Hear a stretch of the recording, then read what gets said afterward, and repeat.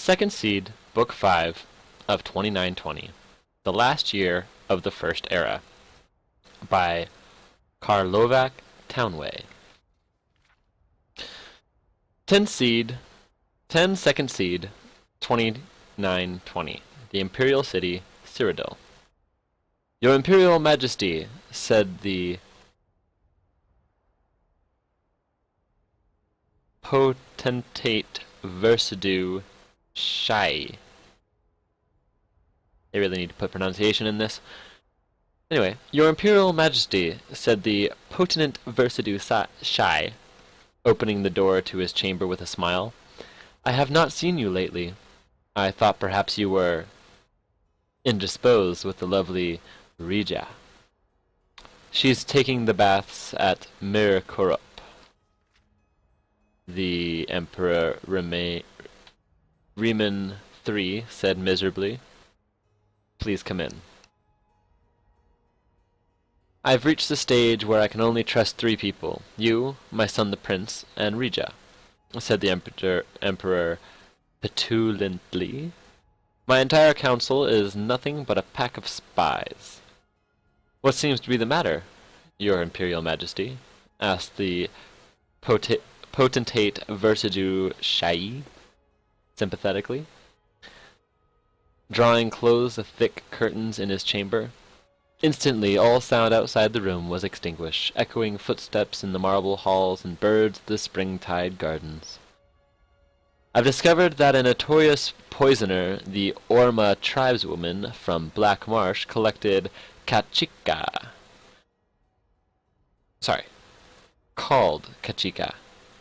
was with the army at Sayer Suvio while we were encamped there when my son was poisoned, before the battle at Bodrum. I'm sure she would have preferred to kill me, but the opportunity didn't present itself, the Emperor fumed. The council suggests that we need evidence of her involvement before we prosecute. Of course they would, said the potentate thoughtfully, particularly if one or more of them was in on the plot. I have a thought, Your Imperial Majesty. Yes, said Riemann impatiently. Out with it! Tell the council you're dropping the matter, and I will send out the guard to track this Kachika down and follow her. We will see who her friends are, and perhaps get an idea of the scope of this plot on your Imperial Majesty's life. Yes, said Riemann with a satisfied frown. That's a capital plan. We will track this scheme to whoever it leads to. Decidedly, Your Imperial Majesty, smiled the potentate, parting the curtains so the Emperor could leave. In the hallway outside was Versidue Shai's son, Savirin Chorek. The boy bowed to the Emperor before entering the potentate's chamber. Are you in trouble, father? Whispered the Akaviri lad. I heard the Emperor found out about what's-her-name, the poisoner. The great art of speechcraft, my boy, said Versidue Shai to his son, is to tell them what they want to hear in a way that gets them to do what you want them to do. I need you to get a letter to Kachika, and make certain that she understands that if she does not follow the instructions perfectly, she is risking her own life more than ours. Dun dun dun! 13 Second Seed, 2920. Mirkorup, Cyrodiil. Rija sank luxuriantly into the bubbling hot spring, feeling her skin tingle like it was being rubbed by a million of little stones. The rock shelf over her head sheltered her from the misting rain, but let all the sunshine in, streaming in layers through the branches of the trees. It was an idyllic moment in an idyllic life, and when she was finished she knew that her beauty would be entirely restored.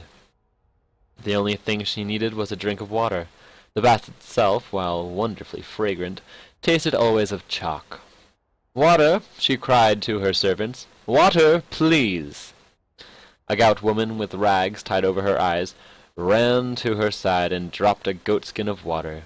Rija was about to laugh at the woman's prudery. She herself was not ashamed of her naked body. But then she noticed through a crease in the rag that the old woman had no eyes at all. She was like one of those Orma tribesmen Rija had heard about, but never met. Born without eyes, they were masters of their other senses. The Lord of Mirakorup hired very exotic servants, she thought to herself. In a moment the woman was gone and forgotten. Rija found it very hard to concentrate on anything but the sun and the water. She opened the cork, but the liquid within had a strange metallic smell to it. Suddenly she was aware that she was not alone. "Lady Rija," said the captain of the Imperial Guard. "You are, I see, acquainted with Kachika?" "I've never heard of her," stammered Rija before becoming indignant. "What are you doing here? This body is not for your leering eyes." "Never heard of her? When we saw her with you not a minute ago," said the captain, picking up the goatskin and spelling it. "Brought you Nevius Ichor, did she? To poison the Emperor with?" "Captain," said one of the guards, running up to him quickly, "we cannot find the Argonian.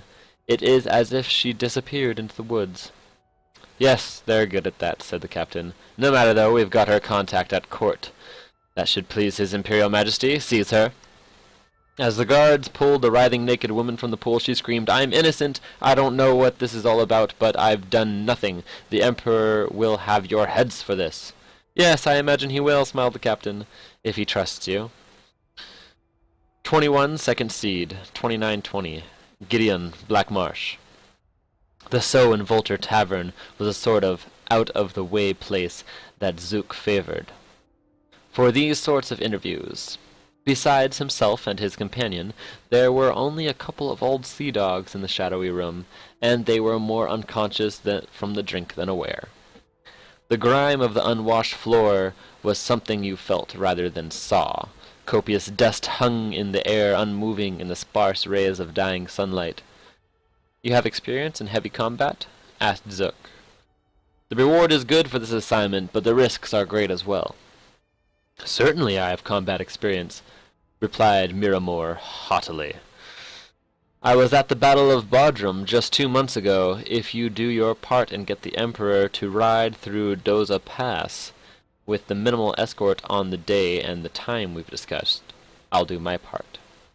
Just be certain that he's not traveling in disguise. I'm not going to slaughter every caravan that passes through in the hopes that it contains the Emperor Riemann." Zook smiled, and Miramor looked at himself in the Korthringi's reflective face. He liked the way he looked, the consummate, confident professional. "Agreed," said Zook, "and then you shall have the rest of your gold." Zook placed the large chest onto the table between them. He stood up. "Wait a few minutes before leaving," said Zook. "I don't want you following me. Your employers wish to maintain their anonymity, if by chance you are caught and tortured." "Fine by me," said Miramor, ordering more grog. Zook rode his mount through the cramped labyrinthine streets of Gideon, and both he and his horse were happy to pass through the gates into the country. The main road to Castle Gioves was flooded as if it was every year in springtide, but Zook knew a shorter way over the hills. Riding fast under the trees, swooping with moss and treacherous lime-coated rocks, he arrived at the castle gates in just 2 hours. He wasted no time in climbing to Tivia's cell at the top of the highest tower. "What did you think of him?" asked the Empress. "He's a fool," replied Zook. "But that's what we want for this sort of assignment." 30 Second Seed, 2920. Thurzo Forest, Cyrodiil. Rija screamed and screamed and screamed within her cell. Her only audience was the giant grey stones, crusted with moss but still sturdy. The guards outside were deaf to her as they were deaf to all prisoners. The Emperor, miles away in the Imperial City, had likewise been deaf to her cries of innocence. She screamed, knowing well that no one would likely hear her ever again. 31, Second Seed, 2920. Kavas Rim Pass, Cyril. It had been days, weeks since Turala had seen another human face, Cyrodiil or Dunmer. She had trod the road. She thought to herself how strange it was that such an uninhabited place as Cyrodiil had become the imperial province, seat of an empire. Even the Bosmer in Valenwood must have more populated forest than this Heartland wood. She thought back. Was it a month ago, too, when she crossed the border from Morrowind into Cyrodiil? It had been much colder then, but other than that, she had no sense of time. The guards had been brisk, but But as she was carrying no weaponry, they elected to let her through. Since then she had seen a few caravans, even shared a meal with some adventurers, camping for the night, but met no one who would give her a ride to a town. Turala stripped off her shawl and dragged it behind her. For a moment she thought she heard someone behind her, and spun around. No one was there. Just a bird perched on a branch, making a sound like laughter. She walked on, and then stopped. Something was happening. The child had been kicking in her belly for some time now, but this was a different kind of spasm. With a groan she lurched over to the side of the path, collapsing into the grass. Her child was coming. She lay on her back and pushed. She could barely see with her tears of pain and frustration. How had it come to this, giving birth in the wilderness all by herself, to a child whose father was the Duke of Mournhold? Her scream of rage and agony shook the birds from the trees. The bird that had been laughing at her earlier flew down to the road. She blinked and saw the bird was gone, and in its place a naked elf-man stood. Not as dark as a Dunmer, but as pale as an Altmer. She knew at once it was an Iliad, a wild elf. Turala screamed, but the man held her down. After a few minutes of struggle she felt a release and then fainted away. When she awoke, it was the sound of a baby crying. The child had been cleaned and was laying by her side. Turala picked up her baby girl, and for the first time that year, tears of happiness streamed down her face. She whispered to the trees, "Thank you," and began walking with Babe in her arms down the road to the west. The year is continued in mid-year. And that's it for the first time of story time with Sothy. So I will see you all on the next chapter.